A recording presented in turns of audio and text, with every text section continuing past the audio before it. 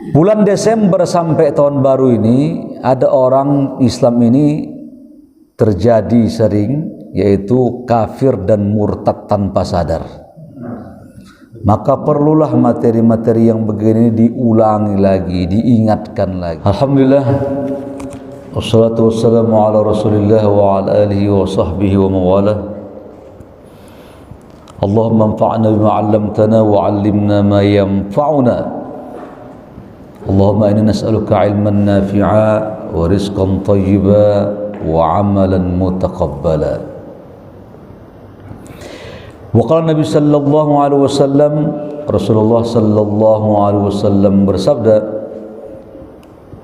"Ad-dunya mal'unah wa mal'unun ma fiha."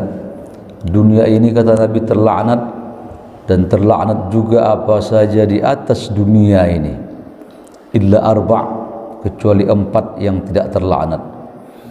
Yang pertama, kata Nabi, zikrullah. Orang yang selalu mengingat Allah Subhanahu wa taala, mereka keluar dari laknat-laknat Allah di atas dunia ini. Yang kedua, waman walah. Orang yang selalu menjadikan Allah sebagai inspirasinya. Maksudnya menjadikan Quran sebagai tempat mencari petunjuk. Cara milih pemimpin menurut Quran kayak apa dia patuh. Cara nyari nafkah menurut Quran kayak apa dia ikutkan Quran. Dia tidak mau mendewakan otaknya. Dia yang penting kehendak Allah yang lebih didahulukannya. Ini keluar dari laknat Allah. Sebab cuman sekarang ini banyak orang merasa pinter daripada wahyu Allah. Yang ketiga, mu'allim. Orang-orang yang mengajarkan agama, kebaikan, keluar dari laknat Allah. Yang keempat, wa muta'allim. Dan orang yang belajar agama Allah ini, yang ikut pengajian, mereka keluar dari laknat Allah Subhanahu wa taala. Hadis Imam Ahmad, Imam Tirmizi, hasan. Hadisnya bagus, baik, dan semoga Allah Subhanahu wa taala mengeluarkan kita dari laknatnya di atas bumi ini, dan kita menjadi orang-orang yang soleh, amal soleh kita diterima oleh Allah. Dan jika satu ketika pun Allah mencabut nyawa kita, dalam keadaan husnul khatimah. Amin. Bulan Desember sampai tahun baru ini ada orang Islam ini terjadi sering, yaitu kafir dan murtad tanpa sadar. Maka perlulah materi-materi yang begini diulangi lagi, diingatkan lagi. Ya, karena sifat manusia ini pelupa, lalai, lupa, lalai, dan sifat yang masa bodoh, cuek. Ya, kembali kita ingatkan, karena agama ini inna hadhihi tadhkirah, agama ini peringatan. Ya, yang salah dikasih tahu, yang keburu menjauh didekatkan, yang keliru diluruskan, yang keburu sesat dikembalikan. Itulah agama ini. Ya. Mau tidak mau, suka atau tidak suka, kita harus tetap kembali mengingat peringatan-peringatan Allah dan Rasulnya. Bulan Desember dan hari ini tanggal 25. Saya mengambil materi, pintunya itu, pintu masuknya adalah melalui fikih umat dengan judul makna atribut dan logo simbol dalam Islam. Materi ini terinspirasi saya dengan sebuah baju yang dikeluarkan oleh Departemen Agama. Mereka sebut baju ini baju moderasi beragama. Ada gambar gereja di baju itu, ada gambar patung Buddha, ada gambar masjid, pokoknya 5 agama itu keliling. Ini sudah viral, sudah beberapa bulan yang lalu. Sekarang kita kaji, karena tidak ada di agama ini yang lewat daripada pantauan syariat. Ya, agama ini mengatur kita dari mulai masuk kamar mandi, toilet, sampai masuk ke istana, semua rapi. Ya, apa saja Pak kita ingin tahu, cara menggaruk, potong kuku, menoleh, bersikap, melangkah, rapi semuanya. Nabi sudah jelaskan istilah Nabi begini. Istilah Nabi itu lailuha kanahariha, saingkan terangnya syariat ini, saingkan terangnya syariat ini, malam hari aja seperti siang. Itu istilah Nabi. Malam hari aja seperti siang. Padahal malam itu gelap kan. Tapi syariat ini saingkan terangnya, situasi yang samar gelap seperti terang sudah. Terang benderang, tidak ada yang terlewatkan. Sudah. Dan baju ini dianggap baju moderasi beragama. Moderat itu moderat ya. Moderatio bahasa Latinnya. Diambil moderation dalam bahasa Inggris, moderasi bahasa Indonesia, sikap tengah-tengah, moderat. Ya, supaya tidak dikatakan intoleran. Tapi ingin saya katakan bahwa baju ini wilayah karomah, mulia. Kita ini pakai baju Pak, dipandang, dihina, diejek orang, dicemoohkan. Ini wilayah karomah baju ini. Orang menilai kita. Beda sama sepatu, keset kaki, wilayah yang dihinakan, diinjak. Ini baju karomah. Meletakkan sesuatu di sini apa hukumnya?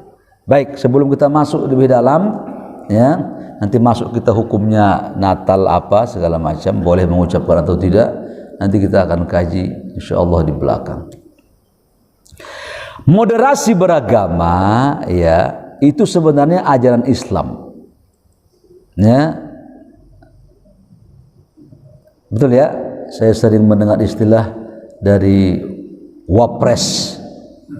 Ya, kata dia Islam wasatiyah. Kita harus mencontohkan Islam wasatiyah. Islam yang moderat maksudnya. Ya, di tengah-tengah. Apa itu? At-tawassut baina amrayni. Bersikap tengah di antara dua perkara. Tidak terlalu cenderung, tidak terlalu miring, tidak terlalu doyong, tidak terlalu membela, sikapnya adil. Perhatikan, tapi ini dalam hal apa? Tidak semua sisi. Makanya Profesor Najib, salah seorang ulama dari Malaysia, dia pukul meja. Jangan katakan adil itu katanya. Ini hak, ini batil. Engkau adil di tengah-tengah. Adil itu kata dia harus memihak kepada yang hak. Harus dibedakan itu. Ya. Ada wilayah-wilayahnya itu. Jangan kita dikatakan adil di tengah-tengah. Perempuan tidak, laki-laki tidak, LGBT. Tak bersah, ya, tak benar itu. Ibu punya anak laki-laki, ya kan? Nikah dengan seseorang berkumis, berjenggot, melo. Ya, tau melo itu, lembut dia. Laki-laki itu. Ya. Mau nggak ibu punya menantu laki-laki juga? Anak ibu laki-laki, menantu laki-laki. Itu kan merusak, bukan merusak agama. Sistem kehidupan pun rusak gitu. Nah, mana ada keluar anak? Habis generasi. Kenapa akal tak digunakan begitu? Orang-orang yang mendukung LGBT itu. Ya? Australia mengambil, udah boleh sekarang. Bahkan kalau dilarang itu ditangkap, kita dipenjara gitu. Terus Singapura, Thailand, sekarang Indonesia dibidik ini. Untung kemarin MUI juga dan ormas lainnya melarang. Kalau tidak habis kita. Iya, udah masuk setiap dalam setahun aja 1000 LGBT di Cianjur. Bagaimana tak digoncang Tuhan itu. Ya. Dan ini didukung ada salah satu instrumen institusi yang di PBB. Ini bukan kacang-kacangan ini. Duitnya banyak ini. Memang ada sistem yang ingin menghancurkan tatanan dunia ini. Ya. Makanya jangan kita anggap aman-aman aja kita ini. Bapak sekarang tenang, tapi nanti anak-anak bapak ini, cucu-cucu kita ini, kasihan kita. Kita pikirkan. Makanya generasi itu ada 3. Perhatikan, ya. Muhammad Rashid Ridho. Pertama ada generasi perintis namanya. Pemula, pendiri bangsa ini, bapak-bapak pendiri bangsa kita ini ya. Ya, dari tokoh-tokoh agama ya. Ya. Pendiri Pancasila ya. 9 panitia dan segala macam ulama-ulama kita dan tokoh-tokoh kita pendiri. Yang kedua generasi penikmat. Nah, penikmat menikmati kita kemerdekaan ini, nggak dikejar-kejar tengah malam aman gitu. Yang ketiga generasi penghancur. Anak-anak kita itu pakai baju, bahkan ada menterinya ngomong begini, Palu Arit nggak apa-apa itu mah, itu kan gaya-gaya anak muda aja, keren-kerenan tuh. Padahal kalau zaman Pak Soeharto udah dikejar itu. Generasi penghancur, nggak paham dia jauh dari sejarah dia. Ya. Ada orang berangkat ke Turki, kata dia bohong jika orang mencemoohkan Kemal Atatürk gitu. Saya lihat orang ziarah ke kuburan Kemal Atatürk gitu.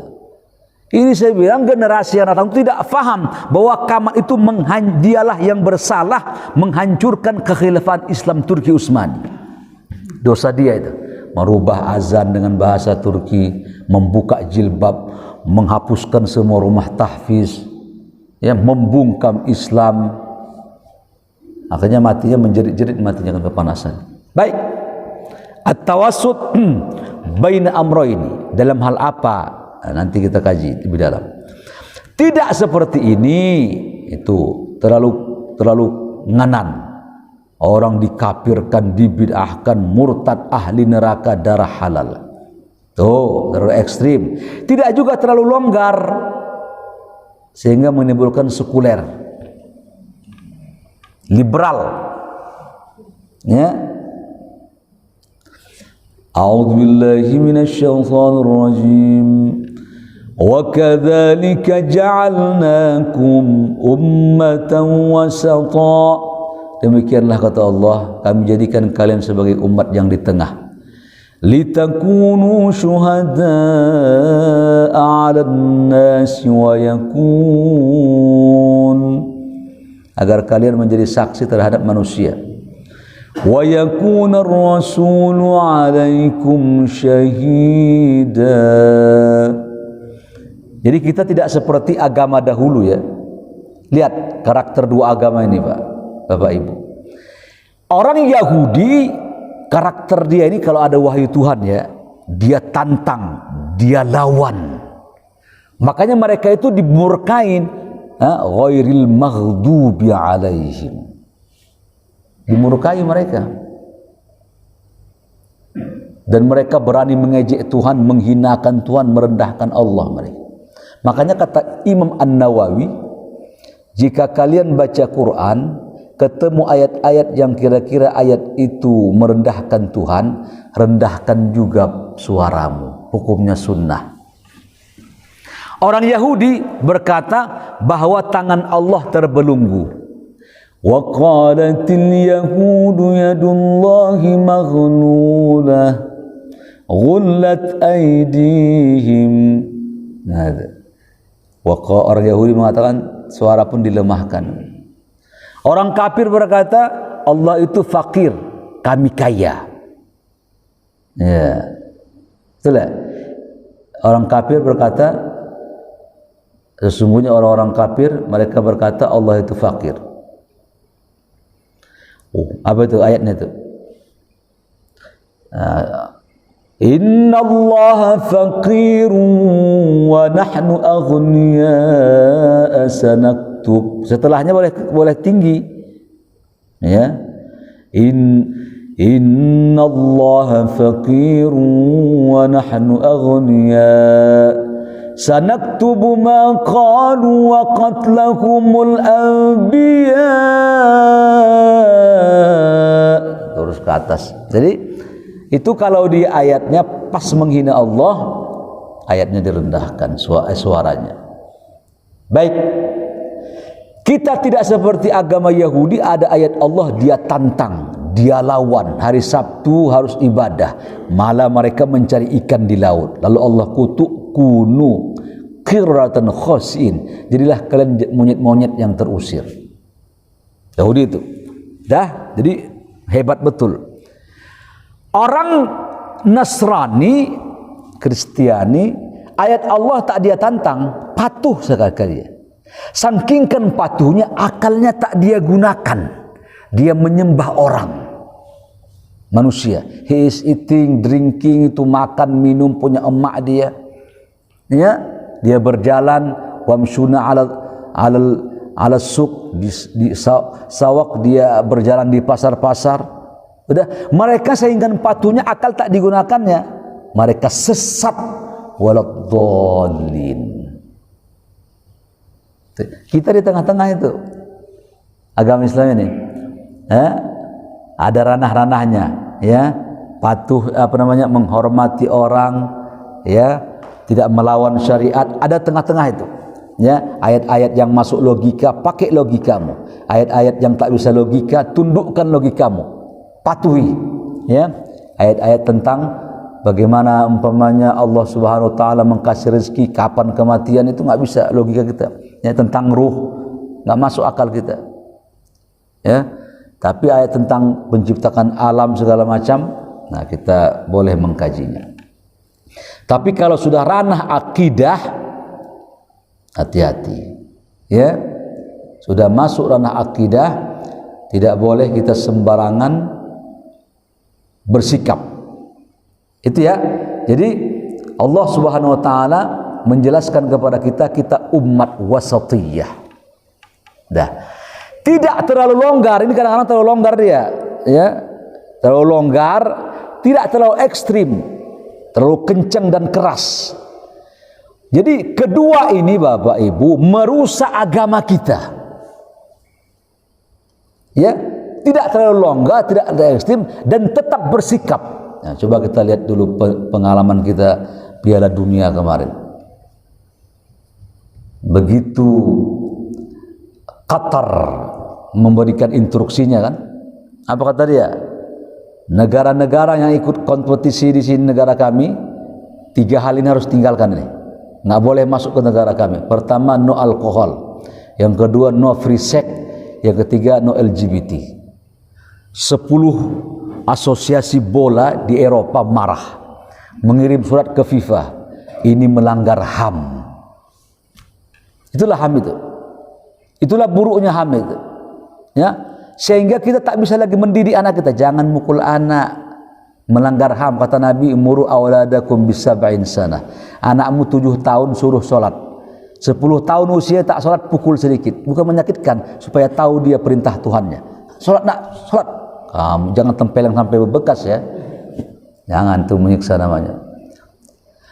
Boleh juga laki-laki mukul istrinya, tapi kata Allah ghairu mubarrih, jangan pakai bekas. Kalau pakai bekas KDRT itu sekadar mengasih tahu bahwa suamiku bisa marah. Suamiku tuh jantan. Ada suami itu tak jantan dia. Iya, tak jantan, tak punya sikap marah, nggak punya tanggung jawab. Ada laki-laki nggak punya tanggung jawab gitu. Udah tahu tengah malam ada ketok pintu, kaulah suaminya yang maju buka pintu, jangan istrimu. Sudah tahu tengah malam dia ingin membeli barang-barang, turun ke bawah, turun dari mobil, suamilah ya turun, jangan istrimu. Laki-laki itu harus bertanggung jawab. Saya jantan, saya harus amankan, saya cover keluarga saya.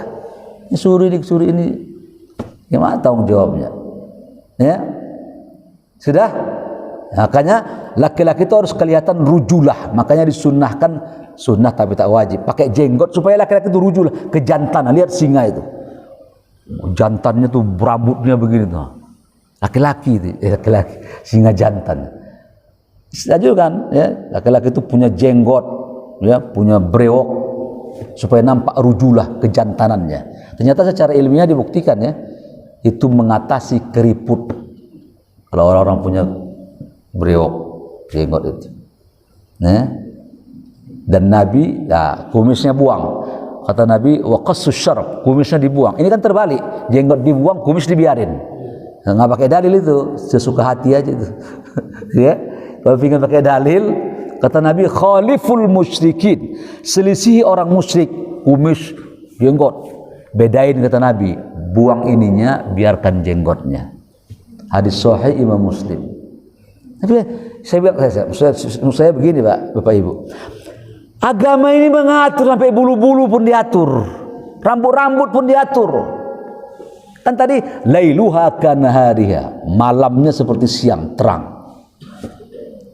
Nabi mengatur darah laki-laki, perempuan menstruasi, mana istihadhah, mana menstruasi. Ada perempuan datang ke Nabi dalam fikih mar'ah, buku kitab fikih perempuan. Ya Rasul, apakah perempuan itu punya mani? Shh, kata Aisyah, diam engkau, nggak sopan ngomong cairan depan Nabi. Perempuan lagi bertanya.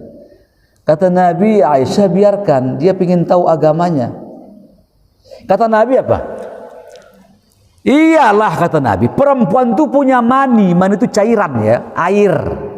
Nanti isinya ada sperma, ada ovum, ya, air lah. Kalau dia tak punya mani, itu bahasa Arab, mimani yumna. Mani itu bahasa Arab. Kalau perempuan ini nggak punya mani, kata Nabi, bagaimana anak-anaknya bisa mirip ke wajah dia? Dari sini tahu kita, air itu fungsinya menyerupakan wajah kita sama anak kita, bukan kelamin jantan betina, tidak. Itu urusan Tuhan, ya. Menyamakan. Jadi kalau anak kita wajahnya ke ayah semua, berarti air ayahnya kuat itu, air cairan mani ayahnya itu. Kalau ke ibu semua mirip, berarti ayahnya lemah, itu ibunya yang kuat. Kalau ke tetangga mirip, curiga kita. Kok bisa ke tetangga ini mirip? Ada main mata ini. Tapi jangan buruk sangka dulu, ya. Di zaman Nabi ada orang datang, kata Rasulullah, ini ada anak saya ini, ke ibunya tak mirip, ke saya tak mirip. Kemana tetangga? Mungkin serong istri saya ini. Nabi ajak dia ke kandang onta, sini engkau.